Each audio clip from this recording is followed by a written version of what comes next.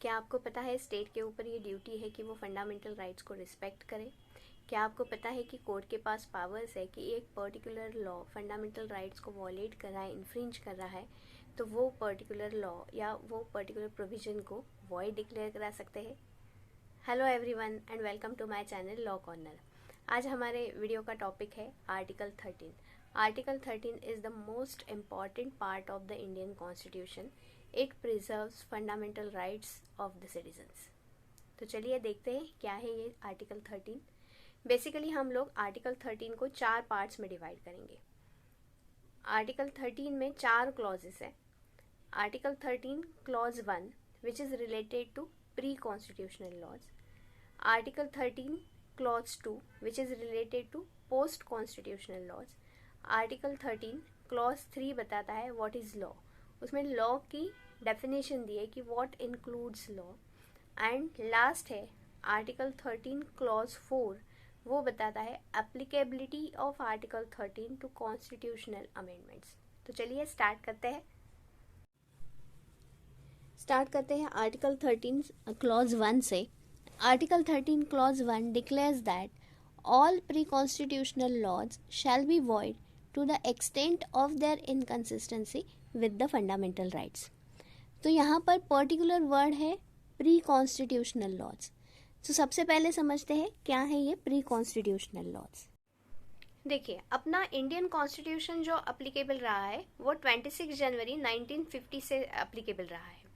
तो उससे पहले जो लॉज बने हैं उन्हें बोला जाता है प्री कॉन्स्टिट्यूशनल लॉज। मतलब कॉन्स्टिट्यूशन आने से पहले कुछ लॉज तो बने हैं। अभी कॉन्स्टिट्यूशन आने से पहले जो लॉज बने हैं उन्हें बोला जाता है प्री कॉन्स्टिट्यूशनल लॉज। तो आर्टिकल 13 क्लॉज 1 ये बताता है कि प्री कॉन्स्टिट्यूशनल लॉज में ऐसे कुछ प्रोविजंस है कि जो फंडामेंटल राइट्स को वॉयलेट कर रहे हैं, क्योंकि कॉन्स्टिट्यूशन आने के बाद हमें फंडामेंटल राइट्स मिले हैं और ये लॉज बने तब ये फंडामेंटल राइट्स वाला कंसेप्ट नहीं था। इसलिए ये क्लॉज ऐसे बोल रहा है कि प्री कॉन्स्टिट्यूशनल लॉज के कुछ प्रोविजंस ऐसे हैं जो फंडामेंटल राइट्स को वॉयलेट कर रहे हैं, तो वो पर्टिकुलर प्रोविजंस क्या होंगे, वॉइड हो जाएंगे। देखिए, ये पर्टिकुलर एक्ट बना है। अभी इस पर्टिकुलर एक्ट में जो प्रोविजंस है 1, 2, 3, 4, 5, 6, अभी फर्स्ट सेकंड प्रोविजंस तो वैलिड है, वो फंडामेंटल राइट्स को वॉयलेट नहीं कर रहे हैं, इन्फ्रीज नहीं कर रहे।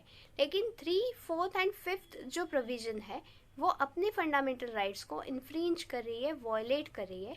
तो 3, 4 एंड 5 प्रोविजन जो है वो प्रोविजन वॉइड डिक्लेयर हो जाएगी। अभी इस पर्टिकुलर क्लॉज के लिए हमें 2 डॉक्ट्रिन्स देखने हैं, doctrine of severability and doctrine of eclipse. तो चलिए देखते हैं क्या है ये 2 डॉक्ट्रिन्स। पहला वाला डॉक्ट्रिन देखना है डॉक्ट्रिन ऑफ सेवरेबिलिटी। अभी डॉक्ट्रिन ऑफ सेवरेबिलिटी में सेवरेबिलिटी मीन्स सेपरेबिलिटी, मतलब उसे सेपरेट कर देना। जैसे हम लोग पानी का फिल्टर यूज़ करते हैं, पानी का फिल्टर यूज़ करते वक्त जो साफ पानी है वो तो निकल जाता है, लेकिन जो उसमें जो कचरा रहता है वो ऊपर अटक जाता है। तो सेम ही प्रिंसिपल यहाँ पर अप्लाई होगा। प्री कॉन्स्टिट्यूशनल लॉज जो है तो सारे लॉज उस फिल्टर में से निकल जाएंगे, लेकिन उसमें से सिर्फ वैलिड पार्ट निकलेगा और जो वॉइड पार्ट है, मतलब फंडामेंटल राइट्स को वॉयलेट कर रहा है, वो वाला पार्ट ऊपर ही रह जाएगा। और जो पार्ट ऊपर रह गया तो वो पार्ट वॉइड डिक्लेयर हो जाएगा। ये है प्रिंसिपल ऑफ डॉक्ट्रिन ऑफ सेपरेबिलिटी। इसे हम लोग एक केस लॉ के साथ समझते हैं। पहला वाला केस है AK गोपालन वर्सेस स्टेट ऑफ मद्रास। इस केस में प्रिवेंटिव डिटेंशन एक्ट के सेक्शन 14 को चैलेंज किया गया था।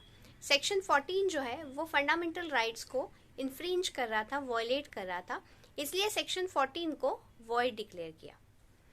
सेकेंड केस है RMDC versus union of India. अभी इस केस में प्राइस कंपटीशन एक्ट के सेक्शन 2 क्लॉज D को चैलेंज किया था। तो वहाँ पर उन्होंने competition of gambling nature and competition of special skill को दोनों को सेपरेट करके कंपटीशन ऑफ गैम्बलिंग नेचर को वॉइड डिक्लेयर किया। दूसरा डॉक्ट्रिन देखते हैं, doctrine of eclipse. Eclipse means to shadow, to hide.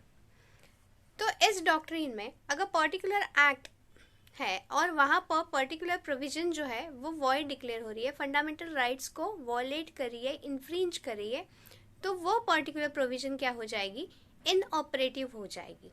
इसका मतलब क्या कि वो फंडामेंटल राइट्स उन्हें क्या कर देंगे, छुपा देंगे, उन्हें ओवरशैडो कर देंगे।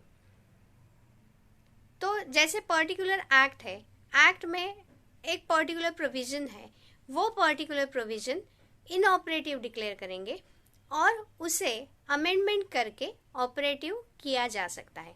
इसमें एक केस देखेंगे, केस का नाम है Bikaji versus state of Madras. अभी इस केस में CP and Berar motor vehicles act को चैलेंज किया था। ये पर्टिकुलर एक्ट के प्रोविजंस जो है वो आर्टिकल 19 क्लॉज 1G को वॉयलेट कर रहे थे। वहाँ पर स्टेट गवर्नमेंट को पूरे पावर्स दिए थे कि वो ट्रांसपोर्ट बिजनेस अपने पास ले ले, मतलब स्टेट गवर्नमेंट की वहाँ पर मोनोपोली हो जाएगी। तो इसलिए वो पर्टिकुलर प्रोविजन क्या किया गया, इनऑपरेटिव किया गया। लेकिन बाद में उसमें मोनोपोली की कुछ प्रोविजंस अमेंड करके वो पर्टिकुलर इनऑपरेटिव पार्ट जो है वो ऑपरेटिव किया गया। ये है डॉक्ट्रिन ऑफ एक्लिप्स। अभी देखते हैं आर्टिकल 13 क्लॉज 2 क्या कहता है। आर्टिकल 13 क्लॉज 2 जो है वो पोस्ट कॉन्स्टिट्यूशनल लॉज के बारे में, मतलब कॉन्स्टिट्यूशन आने के बाद भी कुछ लॉज बनेंगे, तो वो पर्टिकुलर लॉज जो है वो लॉज ऐसे बने कि वो फंडामेंटल राइट्स को वॉयलेट ना करे। मतलब state shall not make any law which violates fundamental rights. और फिर भी अगर वो लॉज बनते हैं तो वो लॉज को वॉइड डिक्लेयर कराया जाएगा। ये है आर्टिकल 13 क्लॉज 2। अभी article 13 clause 3 and article 13 clause 4 जो है